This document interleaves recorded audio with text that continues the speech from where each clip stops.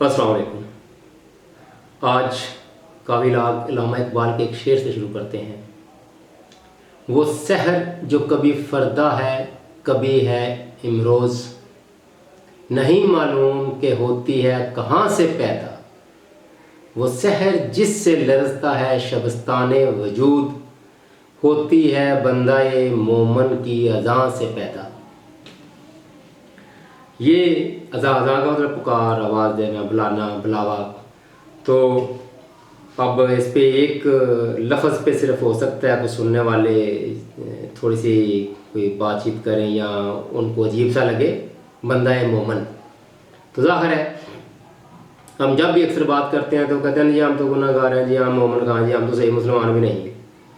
Change है कि वो अपने आप को एक अच्छा मुसलमान के तौर पर पेश करें या बनने की कोशिश करें और उस लेवल तक जाएं, लेकिन हम पहले ही हैंड्स अप और नहीं जी नहीं, अब चलो जी बंदा जी असी तो वह मुसलमान भी बन जाए, बड़ी गल है।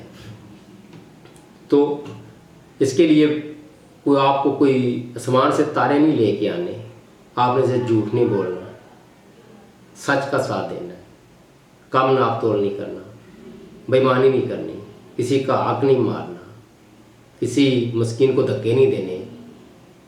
आपने ये चंद बुनियादी चिदा बुनियादी इंसानी हकूक़ का ख्याल रखना है, इखलाक से पेश आना है। ये वो असूल हैं जिनकी बुनियाद पर अगर आप अमल करते जाएंगे तो आप मोमन ही हैं।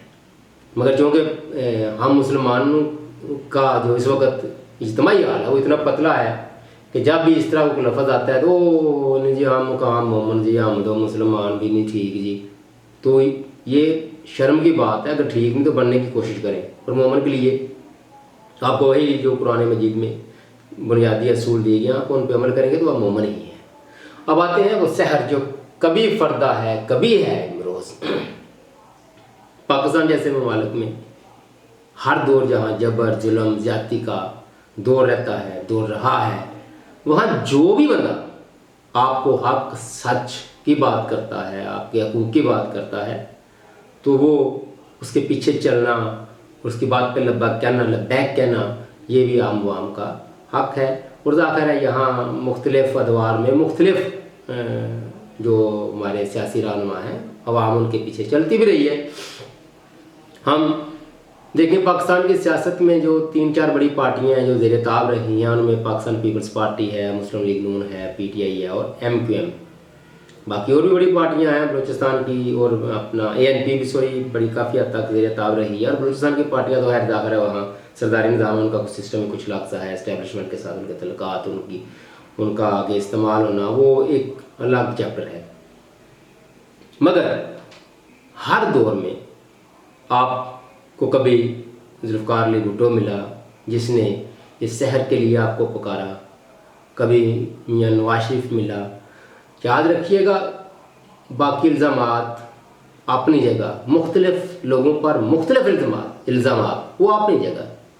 मैं बात कर रहा हूँ जहाँ जबर आमरीत और उस स्याह रात की जिसकी खातिर कुछ लोगों ने चले आवाज़ उठाई या थोड़ी बहुत कुर्बानी दी, कोई तो तख्तादार पे लटक गए, चले कुछ आवाज़ उठाते उठाते कभी बेशक जला वतन कर दिए गए या खुद साता जला वतनी से, लेकिन बार उन्होंने आवाज़ उठाई तो उनको ये सज़ा मिली। इसलिए मैं उनको भी इस लिस्ट में शामिल करता हूँ। मैंने कहा कि उनको कैटेगराइज करना नंबर 1, 2, 3 पे तो आप रख सकते हैं, मगर उनको निकाल नहीं सकते। और अब मौजूदा वक़्त में इमरान खान साहब, पाकिस्तान तहरीक-ए-इंसाफ, देखें ये आपने ये याद रखना है कि ज़िया-उल हक़ के 11 साल पाकिस्तान पीपल्स पार्टी ज़ेर ताब रही। जनरल मुशर्रफ के दौर के 9 साल ऑलमोस्ट वो मुस्लिम लीग नून ज़ेर ताब रही। तो पाकिस्तान तहरीक-ए-इंसाफ को तो अभी 1 साल से ऊपर 2 महीने हुए हैं, 3-4 महीने, 2-3 महीने। या अगर हाँ साहब की अगर जेल यात्रा से शुरू करें, या अगर इनको वो 2022 वाली जो थी अपना तहरीक-ए-एतमाद, तो वहाँ से भी शुरू कर लें तो 2.25 साल बनते हैं।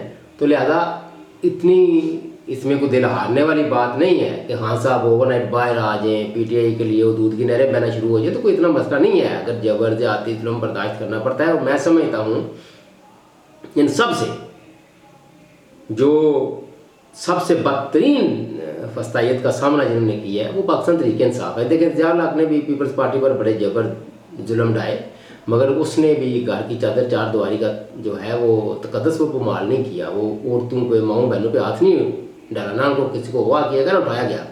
और इस तरह मियाँ साहब, चलो मियाँ साहब ने आवाज़ उठाते थे, जब समझते थे कि बुरा वक्त आ गया और पीछे भी कोनी तो ठीक करते थे, बाहर में जाइए वाम, जब वाम खड़ी नहीं होनी तो क्या वाम के लिए करना है, वो चले जाते थे, अपना डील शील की और जान चढ़ाई बात चले गए, ठीक करते थे। अब खान साहब की बारी है, खान साहब के पीछे वाम तो बाहर खड़ी है और भरपूर तरीके से खड़ी है, गो उस हद तक निकल नहीं रही गलियों में सड़कों पर, मगर पीछे ज़रूर खड़ी है।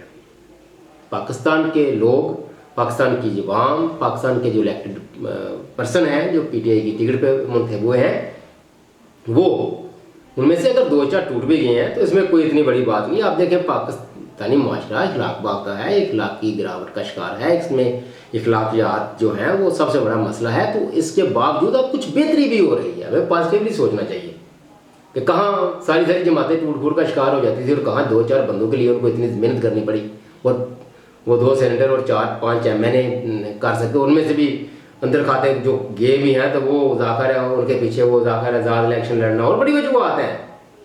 हो सकता है उन्होंने भी टिकट पे इलेक्शन लड़ा होता तो वो इस हद तक ना जाते, उनको एक आध बंदा भी बड़ा मुश्किल मिलता। तो जहाँ सियासी बदनवानी अपने अरूज पर थी वहाँ कुछ बेहतरी भी आ रही है। और रही बात खान साहब की राय की, तो उम्मीद रखें वो शहर जो कभी फरदा है कभी है इमरोज़, यानी आज कल फरदा, आज का दिन इमरोज़, कल वाला दिन, तो शहर आज नहीं तो कल आ जाएगी। इसमें जल्दबाजी की क्या इतनी फिक्र है, या मतलब है कि वो बंदा मरे तो नहीं जा रहा है ना। ठीक है, सख्तियाँ होती हैं, आती भी हैं, प्रॉब्लम्स का सामना करना पड़ता है, तो 2-4 साल अगर करना पड़ भी जाए तो कोई बात नहीं। हाँ, उम्र का जब देखते हैं कि 71 ईयर ओल्ड मैन, तो आखिर है वहाँ कुछ तशवीश होती है कि यार अगर जवानी में ये बंदा होता तो जाकर है कि 5-10 साल भी जेल काट लेता तो कोई फ़र्क नहीं। तो जाकर है ऐसे लोग, तो ऐसे लीडर, ऐसे रहनुमा जाकर है इतनी जल्दी वो सामने नहीं आते, बट एक लंबी जदोजहद के बाद एक बंदा इस स्टेज पे पहुंचता है कि जहां वाम उसके पीछे आती है। लेकिन चले, अगर सियासी मेच्योरिटी और इस हद तक पहुंच आई है कि बंदे तोड़ना इंतहाई मुश्किल हो गया इतने ज़बरदस्त फस्तैयत के बावजूद, तो एक बात याद रखिएगा, खान साहब के बाद इंशाल्लाह इस पाकिस्तान में बहुत से खान साहब पैदा हो सकते हैं, पैदा हो भी जाएंगे, लीडरशिप की कमी नहीं रहेगी। बस आपने अपनी कोशिश जारी रखनी है कि होती है बंदा मोमन की अज़ान से पैदा, वो सहकर जिससे लरसता है शबिस्तान वजूद, शबिस्तान बादशाहों की जहाँ रामगाह होती है, रात को जहाँ सोते हैं उसको कहते हैं कि वो सुबह जिससे इन बादशाहों के जो अमाजगाहें हैं जो लरसती हैं, जिनमें जो लर्जा पैदा होता है, वो होती है बंदा मोमन की अज़ान से पैदा। तो आपने लगातार कोशिश करती रहनी है, अगर लगातार कोशिश करते रहेंगे तो उनको कोई ना कोई वो ठेस पहुँचती रहेगी। वो क्या कहते हैं कि पानी का कतरा भी जहाँ कतरा कतरा गिरे तो वो संग तराश उसका पत्थर में सुराख कर देता है। आप अपनी कोशिश को कभी बढ़ा सकते हैं, कभी कम कर सकते हैं, रेस्ट भी बड़ा ज़रूरी है, जाहिर है लगातार थ्रू आउट एक स्टेमिना के साथ नहीं चला जा सकता, तो इसमें घबराने वाली बात नहीं। अपनी तय जहाँ भी है, जिस मीडियम में भी है, उस हाल में रहकर अपने मुल्क कौम के लिए कोशिश करते रहे, इंशाल्लाह बेहतरी का कोई ना कोई रास्ता निकल आएगा। तब के लिए इतना ही, अल्लाह हाफिज़।